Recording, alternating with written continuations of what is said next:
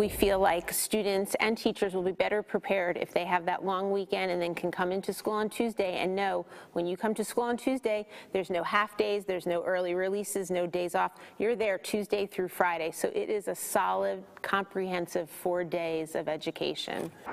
So this year, one local school district, pretty big one, in fact, switching to a 4-day school week. They aren't the first in Colorado to make this decision, certainly not the first in the country, but other districts operating on a 4-day week are often in rural areas, much smaller districts.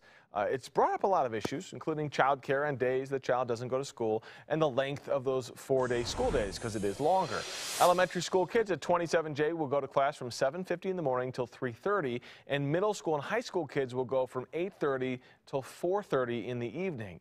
So we wanted to dig a little bit deeper into what kind of an impact this might have on kids and families, for better, for worse. Jeff Johnson is the medical director, or is from the Medical Center of Aurora's Behavioral Health and Wellness Center, and he joins us more to talk about this.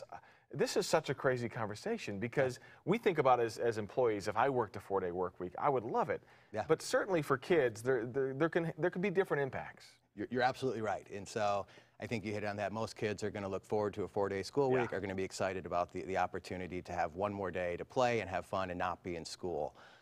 The impact, the pros and cons, I think it's two-part. The pros and cons for the student, the families, and the pros and cons for the school. Well, and obviously families are worried about child care issues. Exactly. If you have a kid in daycare instead of being in school, what kind of an impact does that have on the kid?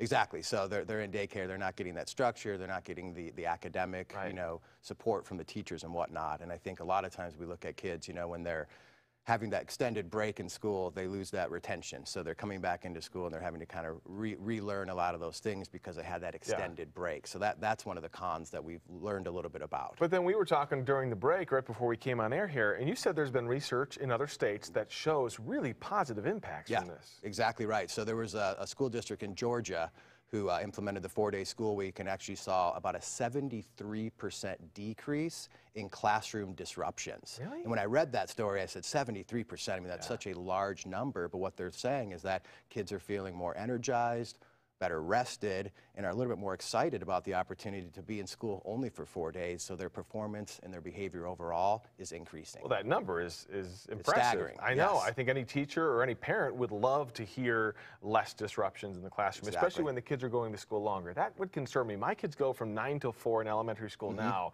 And I know at the end of the day, they're done. Yeah, exactly. So I think that's one of the things a lot of the students aren't taking into consideration is that, yes, it's a 4-day school week, but you're going to be going to school a little bit longer. Yeah. And we look at, productivity, how productive are children after a certain amount of time being in school. We know a lot of times when people are, 6, 7, 8 hours in work, they start to kind of lose their... You get nothing out of me after 5 hours. There you go. Exactly. Thank you so much. That's a fact. Appreciate that. Yeah. So, and how can parents manage this? So I think, what parents need to do is they need to kind of look at, weigh their options, so they're looking at daycare, they're going to, seek out, friends, babysitters. I mean, there's a big financial impact that it's going to have on parents one way or the other. I mean, you're looking at an additional day for daycare, you're paying a babysitter, whatever it be. I mean, there's a big impact. And behavioral impact on the kids. Are there things parents can do to maybe try to offset that or keep an eye out for that? Yeah, I mean, I think parents can, support their children and, help with the homework, keep them up on their academics.